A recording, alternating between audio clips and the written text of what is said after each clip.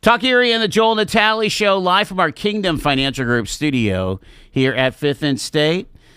And we also live on Facebook and on YouTube on the Talk Erie video channel. And I am excited to welcome in studio here my adult children. And so from my left is my youngest, our daughter, our darling daughter, Jennifer. Hi, Jen. Hi, how's it going? Good. And we've got my oldest, Joel Jr. There you go. Get it right. Yeah, got to get it's all Glad the to be J's. here. Cool. Yeah. And of course, Joshua. Hello. In the middle there on the end. Well, guys, welcome. We're here. We had family stuff over the weekend, and you guys are in town for Thanksgiving. And I want to start with Erie because Joel and Josh live outside of town. Jennifer is making her way here in town. And let's start with you, Joel. Firstborn has privileges. No, it's okay. It's true. It's true.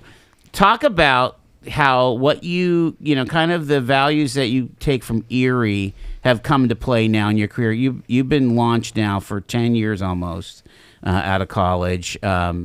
Is there anything specific or any anecdotes or stuff that comes up of things that you learned in Erie or, things that have come into play in your well, in it's your funny career? when, being from Erie, you talk a lot about the weather, right? So, right? Yeah. living down south and being in a 55-degree day and a bunch of southern folk think it's the end of the world, and you're just tougher when you're from this area. But true. no, I think a lot of it is the values that you grow up, and I don't know.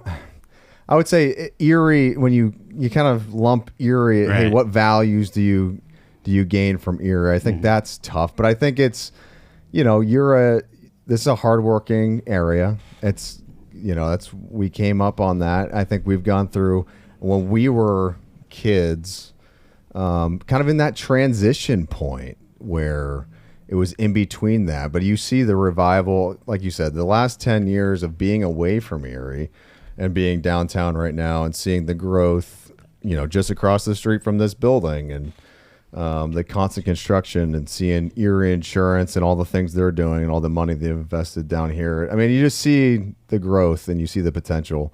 Yeah. So I think, what did I learn from this area? I think it's just to be a hardworking person. And I don't know if that's because of my parents and grandparents and, just family values. But I think this area, there's a reason why people want to come back once their priority shift. Like, I will be 100% honest. I was ready to get out of this town, but then your priority shift. I got 3 kids now, and all the things that I wanted to go do. That's I don't have time for that. So, there's a lot to offer. Living in the Midwest, in the middle of landlocked, areas. Yeah. Just the lake. That's something that people in Erie I would say we take for granted when you're living in it. Right. But yeah, there's family values are important here.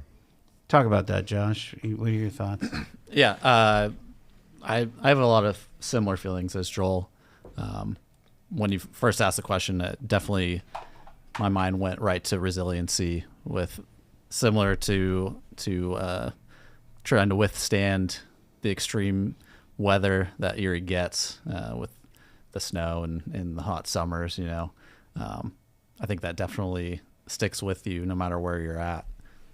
So I think that's a big part of it, and like Joel said as well, the hardworking determination that I think it comes from the city, but it is really instilled from our parents and our family. I think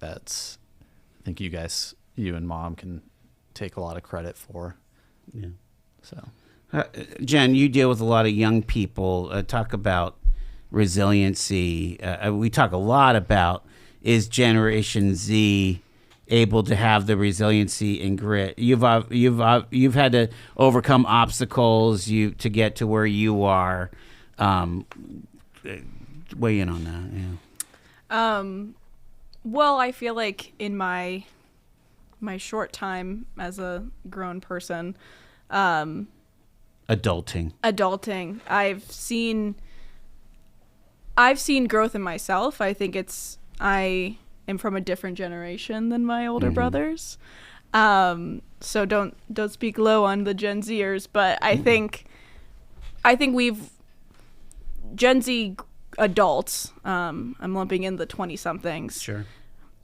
We grew up with all of the transition, with the early 2000s. Like, I know the technology that my brothers had, and I used it too, but had to, adapt to the new technology and had to grow with it. And I think in my own, my personal life, I've seen the growth of being in the circle of the hip things that are going on, but learning what is my growth away from that. Yeah. And I think that's what a lot of 20-something Gen Zers are going through right now, of like, oh, I was just in that lump and individualizing right now. Right. And I think that's me and my peers. We've been seeing that a lot. And I think Erie, it's you're going to see a lot of it as people that were in Erie High and grow up and either move away or come back. Yeah. It's just a different generation of kids. It's almost separated from me because I was older than that. So I want you guys to weigh in on, the knock against the Gen Zers. Again, you are one, you guys work with them. There's this blanket assumption that they're not resilient. They don't have grit. They don't want to work. They want safe spaces and all these things. I mean, it's almost comical. Have you, Jay? You start with that. Have you noticed that? Are there peers or those just slightly younger than you that are actually performing that way, where it just seems like if you push them a little bit that they crumble? I think there's definitely those people. But aren't they in every generation? Yeah, that's what I was going to say, is that it's not unique to Gen Z. I think it's just louder.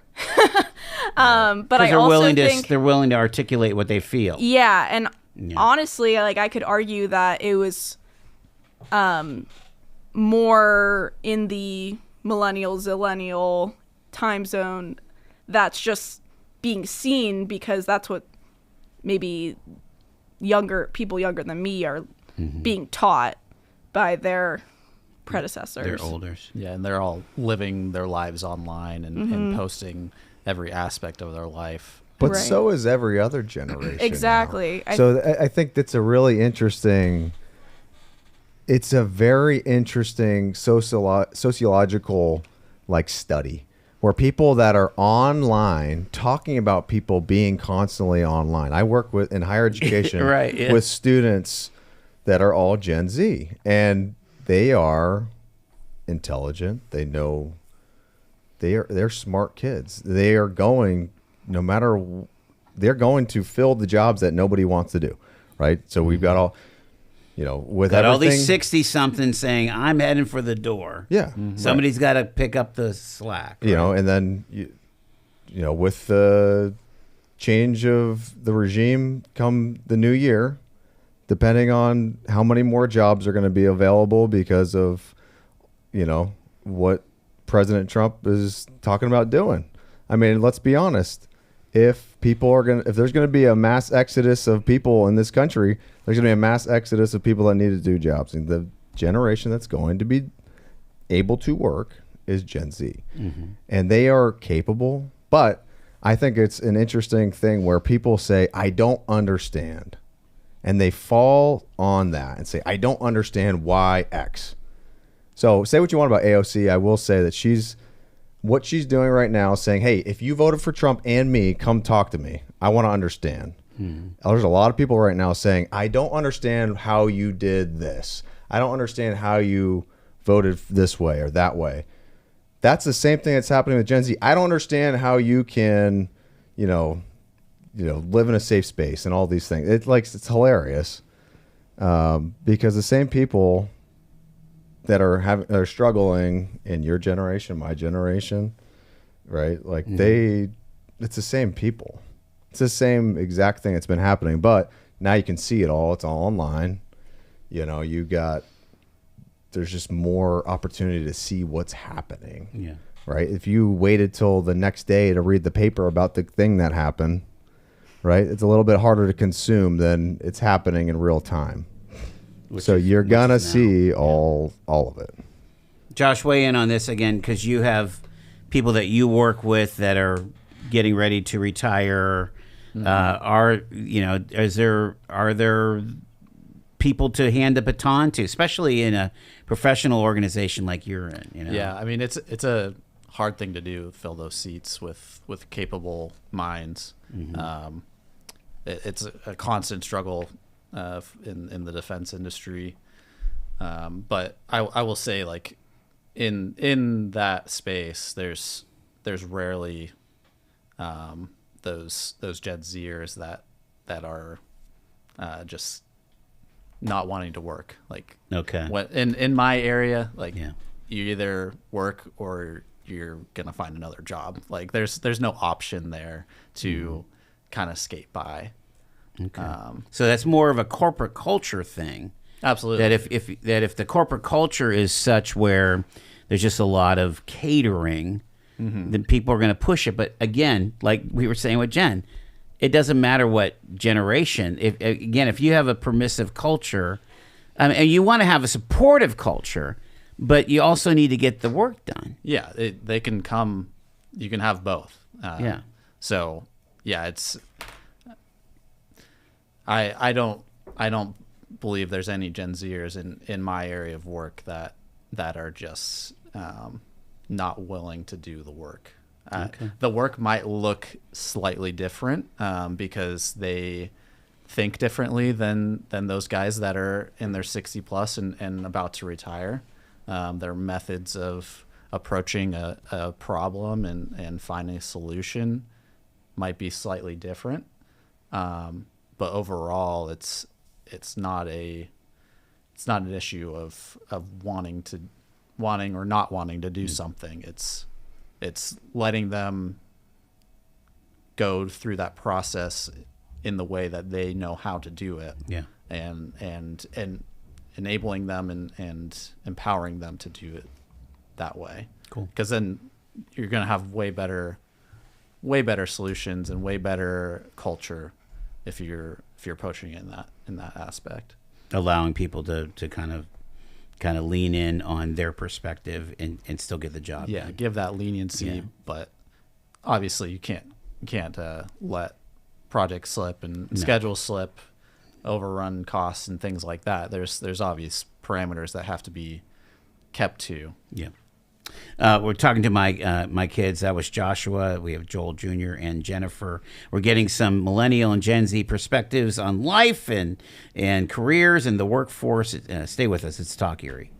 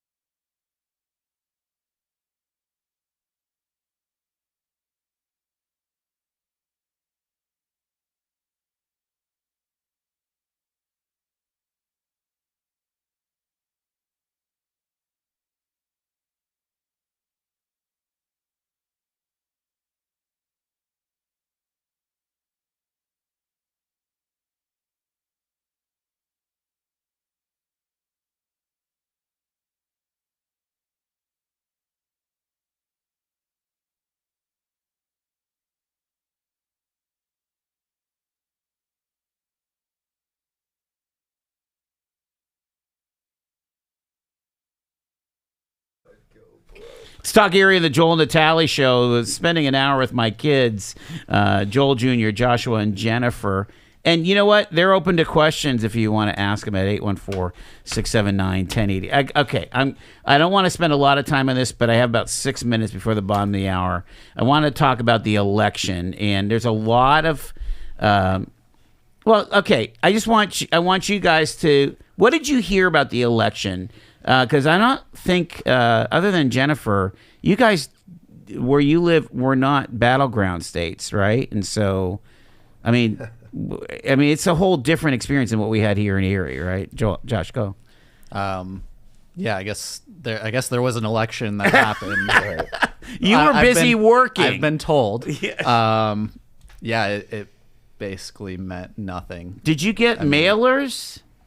Yeah, I got Okay. mailers, got the texts. Okay. Thankfully, no one called me in the middle of the night trying to get my vote. But yeah, I mean, where I'm living right now, like, Is that kind of Trump country in that area, or not really? my county went to Kamala. It did. Okay. But the Greater area. Yeah. I mean, The state went to Trump, right? Yes. Yes. Indiana was the first state called. That's right. Trump. Like 7 o'clock, wasn't it? I think it was. It was Land. 7:01. very early called for Trump. So, it definitely, not being in a swing state, was kind of just disheartening, and it did feel like my vote doesn't really matter. Like it legit, like I felt that way. Yeah, wow. I mean, Trump won by 600,000 votes in Indiana. Wow. Like, I there mean, was what no question. what kind of conversation, I mean, were around with your friends and so on, your coworkers? I mean, I avoided all election talk. did you really? Okay, good for you. Absolutely. All right. I mean, I don't know if it's just my personality. I avoid those kinds of discussions with especially with coworkers, because it's just not something I want to talk about in the workplace. Okay. I think with some close friends it was brought up a few times, but for the most part it was not a discussion that I wanted to have. Right. Yeah. Okay. Joel, you're kind of in an opposite place, So right? yeah, we're in an interesting spot where living in Illinois in Which very went blue. rural, You're right. but a rural part. So as Right. the people in my area say, the Republic of Chicago, and then everywhere else that live in the state of Illinois. So yeah, very different. You would see, in those, as we say, flyover states, right? I mean, there is a reason for that, right? As you guys have traveled to where I live, it's a, get off the highway, drive through the cornfields, and bada bing, bada boom, there you are. So you got to see from their point of view, they felt forgotten. And So in your neck of the woods, we live, in your farm community, which again, and that's big farming. I mean, these are massive 1,000-acre farms. They felt forgotten. Interesting. Yeah, so I think it goes back to my earlier statement, right? When you say I don't understand ... Why you're something going happened. to lose that vote. So you saw in 2016, these ebbs and flows, these peaks and valleys where we're this extremely divisive time. And I think 2020 being the year it was, and all the political just unraveling with COVID-19 and all of the things that were happening elsewhere. I think this was, people just needed to let it all out. And, the conversations that you guys had on this show with you could feel it here. But like Josh said, I think a lot of people felt that way as well. Like, hey, we don't feel heard. And I think right now there's got to be, on both sides, we have to figure out how do we come to the middle a little bit on some of these issues and be able to have real conversations with real people and not talking heads and people speaking for people. I mean, I was watching one of the big time networks like right the day after the election. They just, I mean, it was like they were at a funeral, Well, yeah. because it was really just a fascinating experience. Like the media was at a funeral, yet probably people around you were jumping for joy. Right. It's just really interesting. So interesting to put everything into. Yeah, it's like it's the the election. Super Bowl 'Cause, yeah. on steroids. Right. Jen, we'll grab your point of view here in a second. I got a hard break at the bottom of the hour. I'm talking to my kids, Jennifer, Joel Jr., Joshua. It's Talk Erie on a Tuesday live. Hey, Thanksgiving, it's family. And I'm very thankful for these guys here. Stay with us.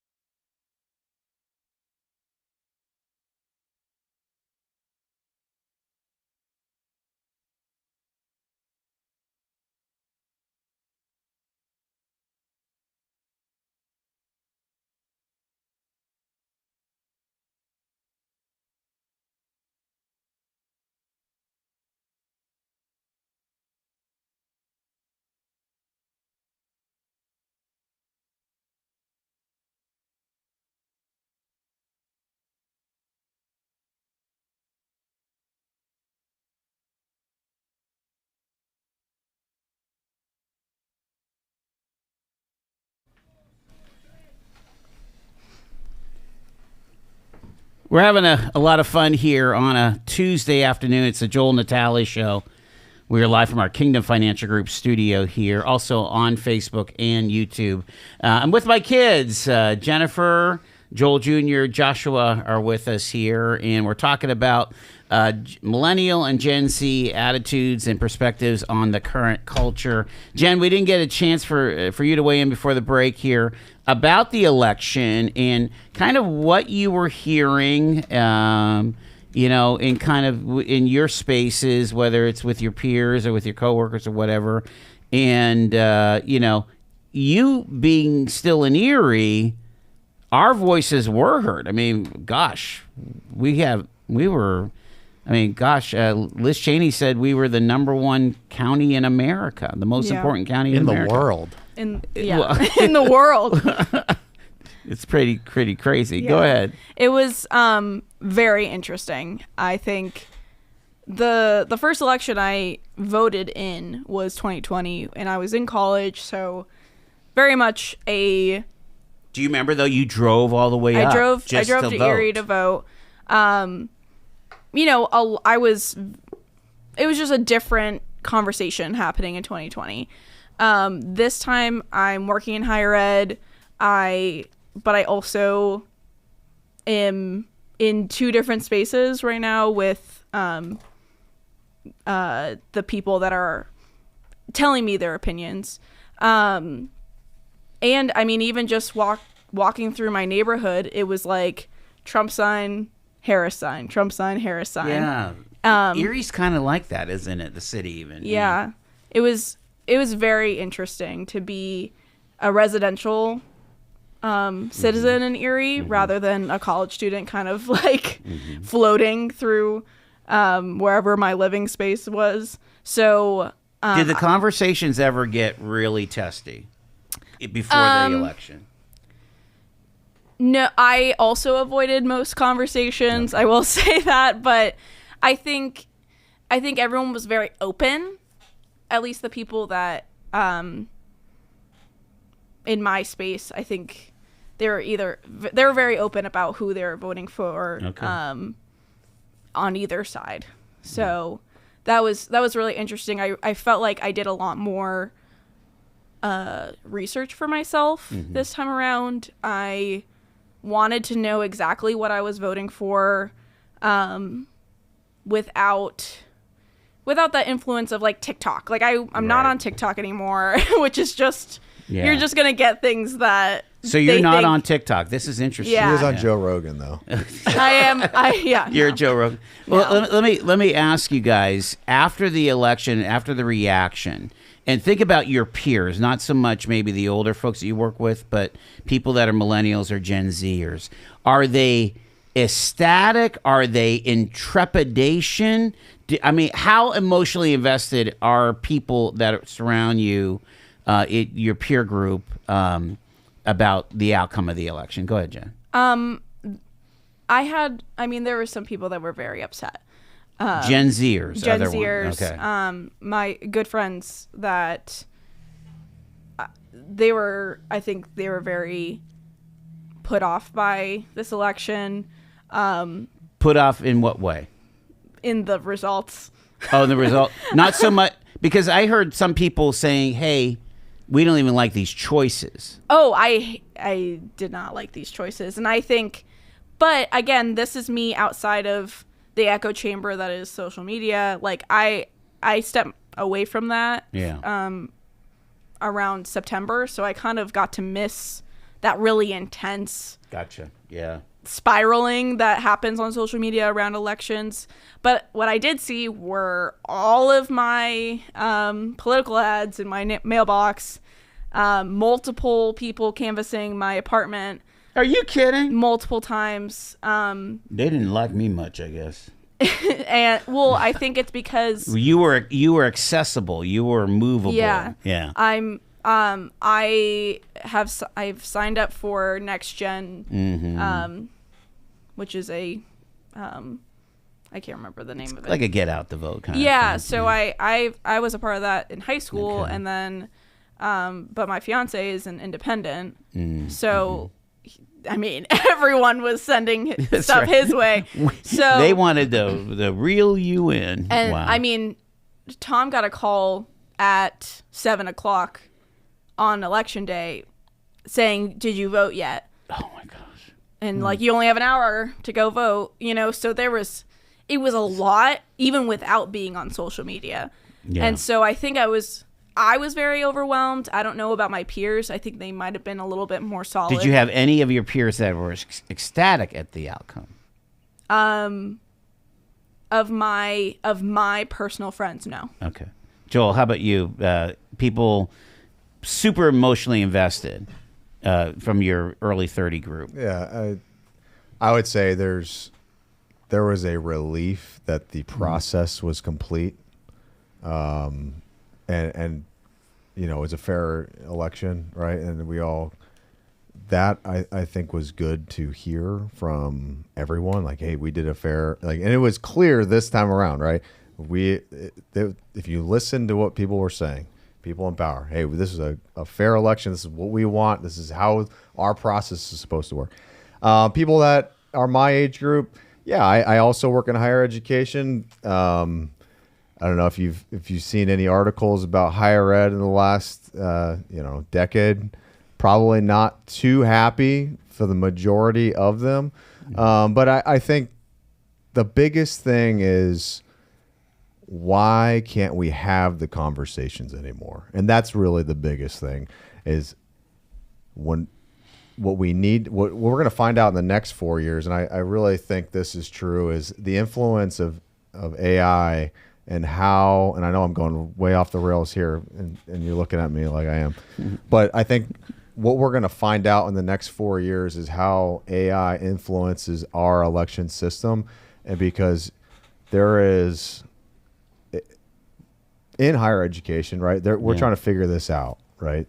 And I think there's a lot of things. If you are on social media, like Jen was talking about, you got bombarded with things that, to your naked eye, may not look real. It's just the constant subliminal messages, and everybody's trying to figure out how to navigate that stuff. And I would say the majority of people now are low information voters, Right. where they're just going to consume. They're not listening to the Natalie show. No, and they're not listening. And everyone's worried about the latest conspiracy, but it's only on your side that's the conspiracy, right? So Yeah. the conspiracies don't go both ways. It's just on whatever side. Just you're whatever on. side that. So I think that's something we got to navigate as our country heals. Yeah. And I hope that we can heal. That's the biggest thing, is how do we move forward and have a conversation about getting better together? 100%. Josh, you want to weigh in this? Your peers, anybody emotionally invested? I mean, Yeah, I mean, not a lot of people close to me were heavily invested. I would say people that I went to school with, I would say most people were not super happy with the results of the election. okay. But overall, I'm not surrounded with people that were like heavily campaigning, especially living in Indiana, and people that are close to me there. Everyone just kind of had their side, and there wasn't much leeway there. And the other thing is I'm kind of surrounded with people that, like I said, weren't invested and just we're going to live with the results either way. It didn't, their emotional investment wasn't there. It was more like, let's just get through this and we're going to be okay regardless of the results.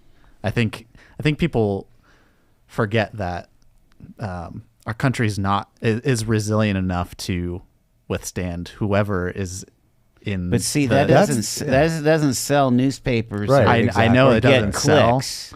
It doesn't get ratings on the cable channels. Which is the problem. 100%.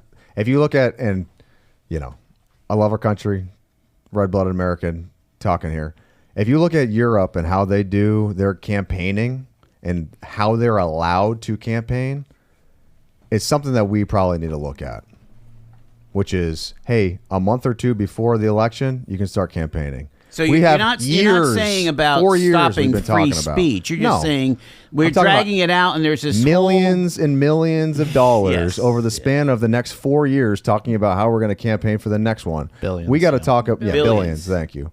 We have to really consider what are we investing our time, our money into if all we're worried about is what's next, not what's happening right now. What is the way that we can get better right now? What are we going to do on January 20th that's going to live up to the promises that were made? And then what are we going to do if they're not? Are we going to continue to just, one side's going to tell you everything that's wrong, the other side's going to say, hey, it's not that wrong? Or are we going to actually use some critical thinking and then move forward? Because that's the problem that we've had is, hey, 2016 happened. For 4 years, we heard about why it shouldn't have happened. 2020 happened. For 4 years, we heard about why 2020 shouldn't have happened. So 2024, here we are. Is 2028 going to be the same thing? Are we going to talk about for the next 4 years why or why not this shouldn't have been this is what it is. Whatever side you're on, this is what it is. And we have to move forward and get better together.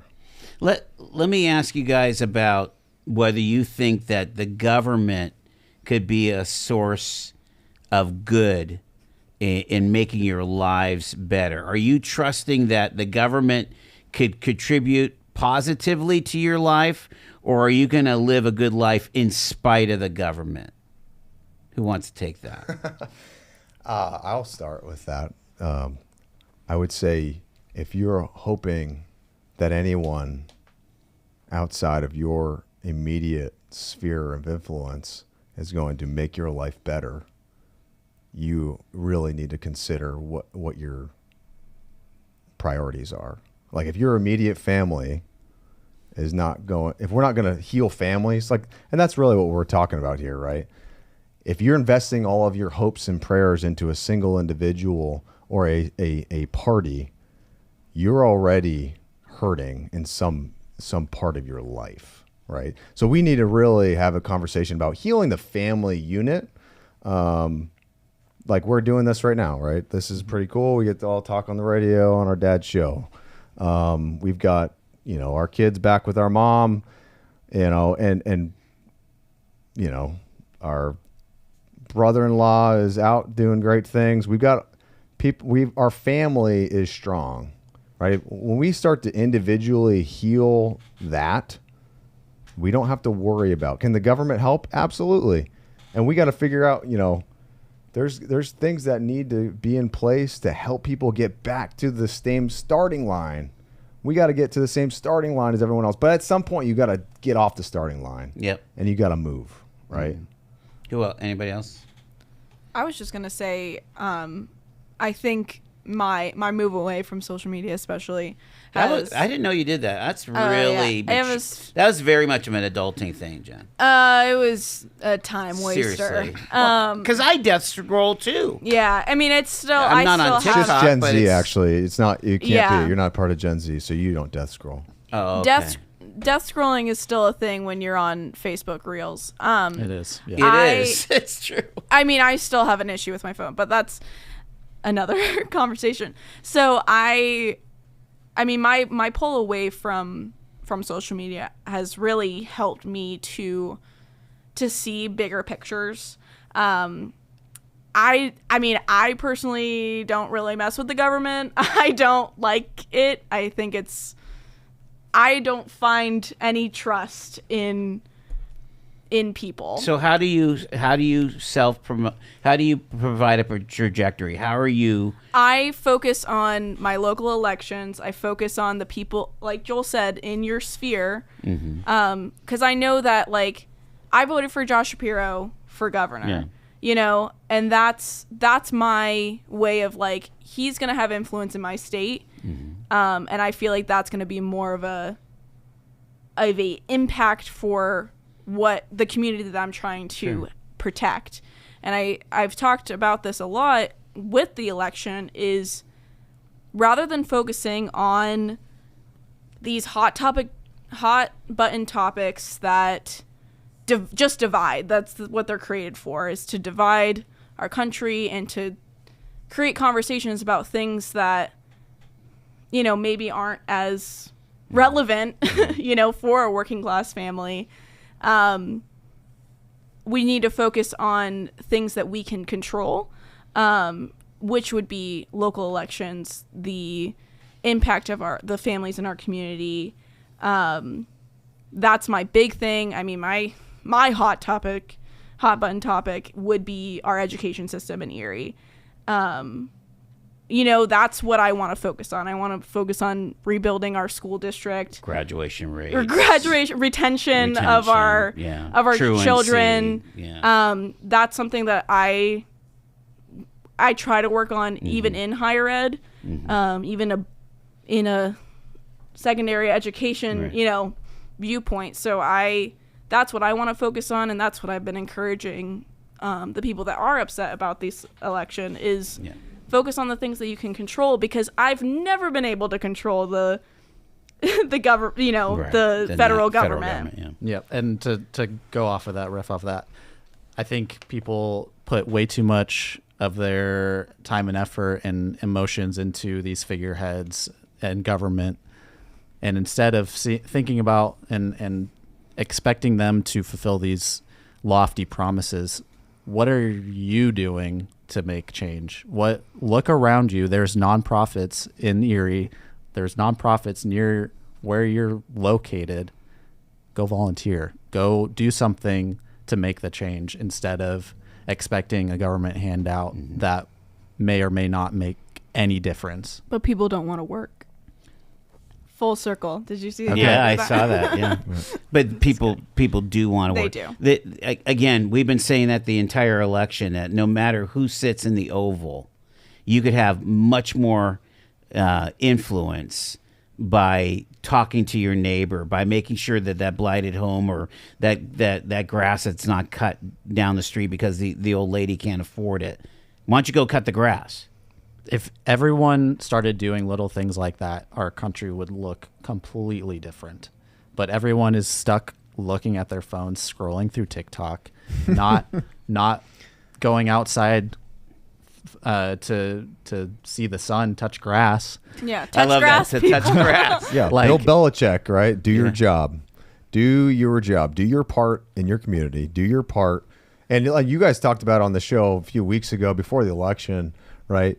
What percentage of this population in Erie is going to come out and vote for the local leaders in the next election? Oh, yeah. What if the percentage was 60% probably? If we did 75%, we're probably going to be at 35% for the mayor, for the county executive, for the people that are going to city make council, the county streets council, safe. They're going to make the streets clean. School district, like Jennifer the was school saying. district, right? Like all the things school that districts actually matter, right? Yeah. They make the decisions that affect you immediately. Absolutely. I mean, the Erie School District, what is it, half a $500 million? I mean, it's massive.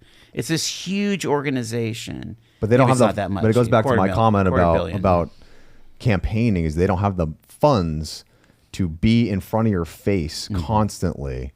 Right. So people don't see it. They don't feel like it's the most important election ever. This isn't the most important election because no one's telling me it's the most important election. Last 2 minutes with my kids again, Josh, Joel, and Jennifer.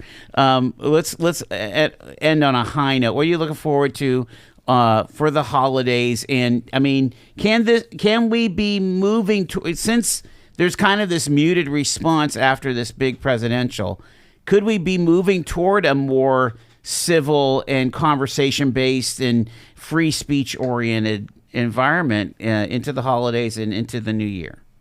I think, unfortunately, with the holidays, people are like really nervous to talk in their, just in, I guess, what I've been hearing about, you know, family or students going home. Uncle Sid. Yeah, like on either side, it's like no one's really like happy unless you're like full on for Trump. Wow. And so I feel like that's kind of like the bummer conversation that's been going on. For me, I'm really excited to spend time with you all, and see my nephews and my niece and have intellectual conversations. I am all for critical thinking. That's like the number one we thing can I we talk can have about. we can have passion, right? You can But have I think it goes back to a few things, right? You need to double down on faith, family, right, and then a little bit of fun. And if your side won this election, winning is great. You know, you feel good inside, but have a good conversation. Don't gloat about it. And if you're on the losing side, ask questions, right? Have those intellectual conversations and figure out, why did you vote this way? Is it because you're a bigot, because that's what everybody tells you are? Or is it just really because you have a different perspective on life? And maybe you can have a real conversation and come to the middle, right? I think we've got to get back to that. And the holidays are a great time. And I know what Jen's saying, and I totally agree. People are going to be afraid to have that conversation with your estranged, uncle or whatever. Yeah. But faith and family, like, you got to double down on it. 30 seconds, Josh. Yeah, faith and family, all for it. Like it. Well, I love you guys.